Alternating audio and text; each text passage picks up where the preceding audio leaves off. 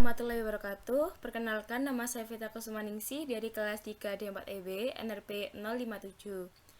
Pada video kali ini, saya akan mensimulasikan tugas dari praktikum ke-7 VLSI, yakni membuat simulasi test bench untuk rangkaian decoder to 7 segment. Dan untuk membuatnya, saya menggunakan software IC Design Suite 14.7. Langsung saja saya membuka softwarenya dengan cara klik 2 kali. Kemudian menunggu selama beberapa saat agar tampilan awalnya terbuka dengan sempurna.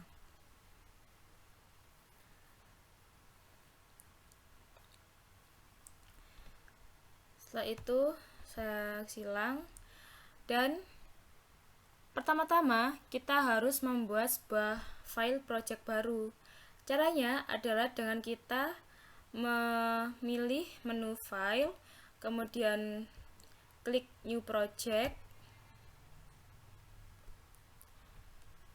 Setelah itu akan muncul jendela baru di mana kita bisa mengatur nama project yang akan kita buat dan lokasinya. Serta jangan lupa untuk memilih top level source type-nya adalah yang HDL.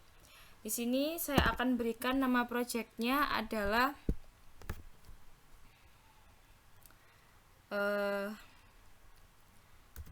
demo 7 seperti ini. Kemudian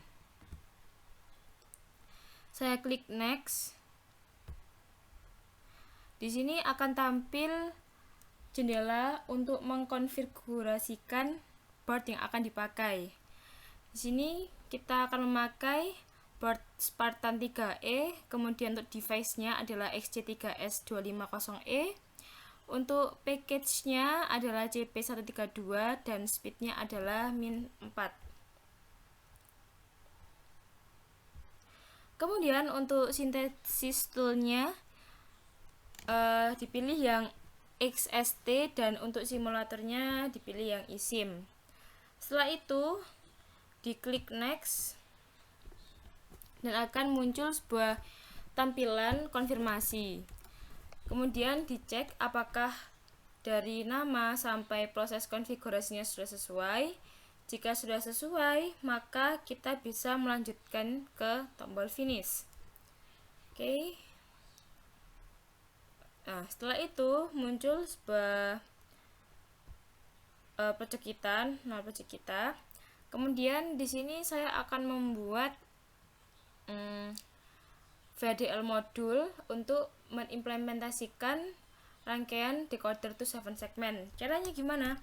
Caranya adalah dengan mengklik kanan nama projectnya, kemudian memilih yang new source, kemudian dipilih yang VDL modul. Di sini saya akan memberi nama decoder 7 segment seperti ini. Kemudian karena lokasinya sudah sesuai, maka bisa dilanjut next. Kemudian ini entity name-nya adalah decoder 7 segment, kemudian untuk arsitektur name-nya adalah behavioral. Dan di sini kita biarkan kosong seperti ini, kemudian klik next. Akan muncul sebuah tampilan konfirmasi. Jika dirasa sudah benar, maka bisa langsung di finish.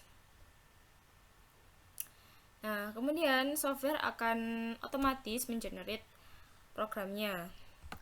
Tetapi karena tadi pada tabel kita biarkan kosong, maka di sini juga kosong, jadi belum dideskripsikan port-port mana saja yang akan digunakan. Nah, di sini saya akan mengeditnya dengan program yang sudah ada.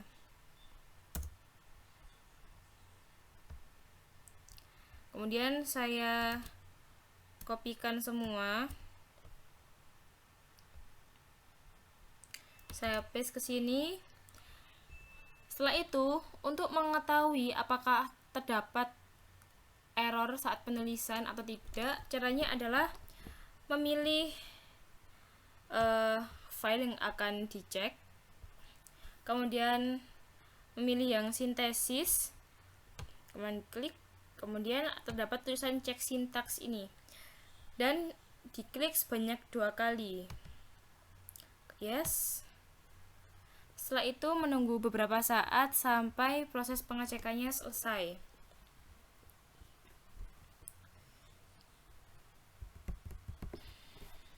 Nah, di sini sudah muncul simbol centang ini berwarna hijau yang menandakan bahwa tidak terjadi error saat penulisan sintaksnya.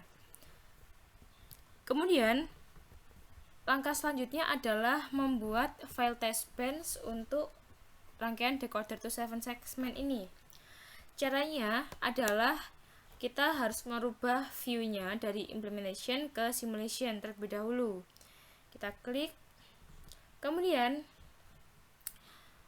kita klik project seperti tadi sama, kemudian klik kanan, kemudian memilih new source dan memilih yang VHDL test bench-nya.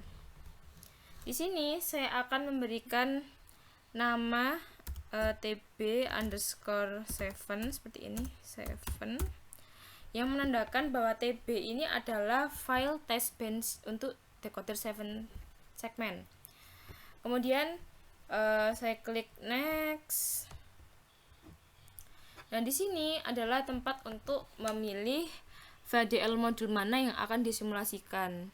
Nah, karena pada project kali ini hanya terdapat satu macam VHDL modul, maka otomatis memilih VHDL modul decoder 7 segment untuk disimulasikan. Setelah itu klik next, kemudian akan muncul tampilan konfirmasi. Jika sudah benar, maka bisa di finish. Kemudian menunggu beberapa saat untuk file test bench-nya mengenerate kode defaultnya. Setelah itu akan muncul di sini tulisan TB_7 yang mana dia menjadi top level, sedangkan file VHDL modulnya yang decoder 7 segment menjadi top down-nya, down levelnya. Di sini terdapat label UUT atau under unit under test, yang berarti adalah rangkaian yang akan disimulasikan seperti itu. Kemudian di sini saya akan merubah kodenya menjadi kode yang sudah saya buat sebelumnya. Saya hapus, kemudian saya kopikan dari sini.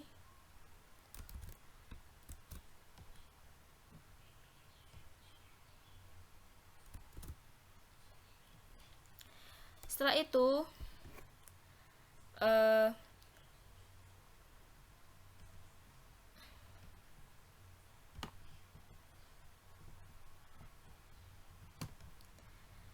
dicek apakah terjadi kesalahan penulisan. Caranya adalah memilih isim simulator, kemudian pada tulisan behavioral check syntax ini diklik sebanyak 2 kali, kemudian memilih yes dan menunggu beberapa saat sampai proses pengecekannya sudah selesai.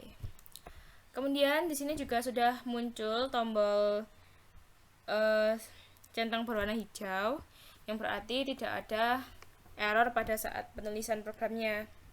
Setelah itu memilih simulate behavioral model untuk melihat sinyal yang disimulasikan atau melihat hasil simulasinya. Caranya adalah mengklik ini, kemudian memilih run seperti itu dan menunggu beberapa saat karena ini prosesnya lumayan agak lama. Mulai loading. Nah, setelah itu akan muncul 2 sinyal, tetapi kita masih belum jelas sinyal apa itu. Caranya adalah kita harus memperbesar sinyalnya dan memilih zoom to full view. Kemudian kita klik, kita zoom in lagi agar lebih jelas, zoom in, kemudian kita geser. Nah, di sini terdapat dua sinyal, yaitu switch dan segmennya. Kemudian saya klik pada sinyal switch ini, kita ubah radiksnya menjadi unsigned decimal. Kemudian ini saya juga ubah dengan cara mengklik kemudian memilih signal color untuk merubah warnanya menjadi magenta. Dan di sini kita dapat melihat bahwa switch ini adalah perubahan nilainya, jadi 0 ke 1 2 3 4 5 7 sampai berapa, 15 terusnya, yang berarti ini sinyal segmen ini adalah sinyal yang menandakan lampu mana saja pada 7 segmen yang menyala, seperti itu. Karena pada tugas ini adalah yang diminta konfigurasi 7 segmen common anode, maka di sini adalah kebalikan dari common cathode, di mana yang satu ini tidak aktif, menandakan tidak aktif lampunya. Kemudian untuk 00 ini menandakan bahwa segmennya menyala, jadi seperti itu. Kemudian jika segmennya bernilai 111 101 001, dia berarti di sini mati, nyalanya cuman 2 segmen. Ini membentuk angka 1, seperti itu. Kemudian di sini ada 10 100 100, maka di sini dia akan mati sebanyak 3 segmen dan membentuk angka 2, seperti itu. Di sini bisa terlihat bahwa sinyal awalnya, yakni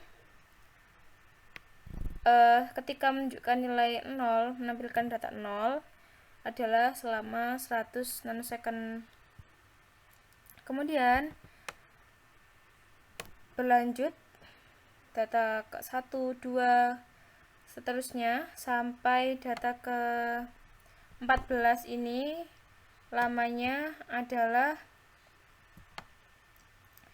50 nanosecond. Kemudian untuk data akhirnya, data ke-15 atau jika dalam hardware itu 7 segmennya memperlihatkan bentuk F, seperti itu, maka dia akan mencapai waktu sampai 1000 nanosecond, seperti itu. Sekian simulasi dari saya. Apabila ada kesalahan mohon maaf. Wassalamualaikum warahmatullahi wabarakatuh.